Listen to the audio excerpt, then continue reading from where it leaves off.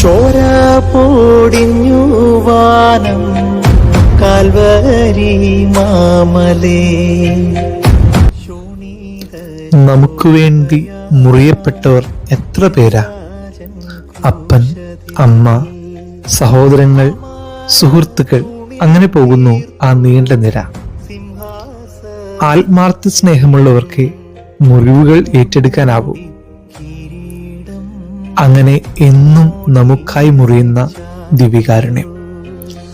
ഒരു ഉപാധികളുമില്ലാതെ സ്നേഹിച്ചത് ഒരാൾ മാത്രം. നിനക്ക് മുറിവുകൾ ഏറ്റെടുക്കാൻ, അപരനു വേണ്ടി നിന്നെ തന്നെ നൽകാൻ സാധിക്കുന്നുവെങ്കിൽ നിന്റെ സ്നേഹവും പൂർണ്ണമാണ് ട്ടോ.